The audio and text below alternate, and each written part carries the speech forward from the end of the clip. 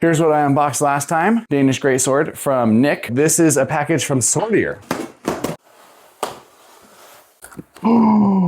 You guys have no idea how excited I am about this. Swordier is making their own Lord of the Rings Ranger Sword, and it is not publicly available to buy. If you want this sword, you have to reach out to them. And so that is what I did. Here's the scabbard. It's this nice green color with some belt loops on it. It is a wood core scabbard. The stitching is pretty straight. Looks nice. Feels pretty secure. This does not feel overly bulky or heavy. It's incredible. This is almost 1-for-1. And this is peened. It even has some of the wire decorations in the inlay here. The blade comes oiled. There's an interesting maker's mark on here. It looks like a horse with a sword. Okay, I'm not going to say the price publicly because they haven't started selling this publicly. This piece here, this is interesting. This is on the original. And it's interesting because on one hand, crossguard doesn't necessarily need to have this piece here. Could say that it adds some additional bulk. But on the other hand, it does provide, if you're doing any of these high horizontal cuts, it does give your thumb a nice place to rest. It looks so much like the actual Lord of the Rings Ranger Sword, but just feels better balanced. This here is the stainless steel wall hanger from United Cutlery, which is supposed to be based very closely to the swords that they were using in the movie. You can see here the grip is this dark green color. And you can see that on the guard it has this additional, I don't know, almost looks like a little shield or something. Would not be traditional of most cross guards. In fact, you could just cut this part off and you'd have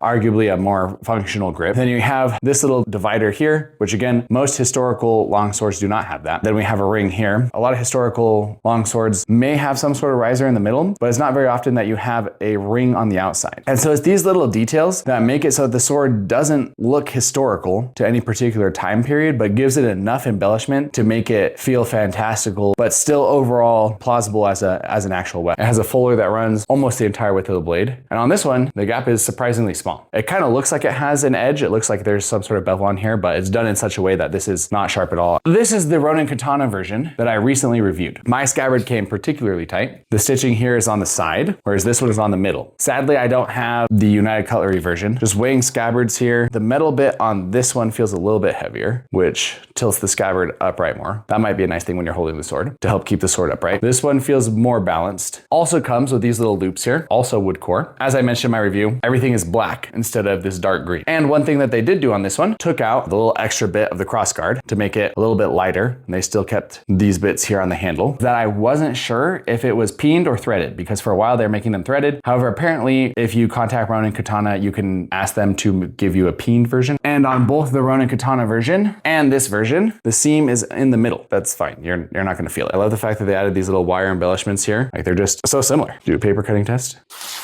Contact them if this is your jam. If you like Lord of the Rings swords that are functional,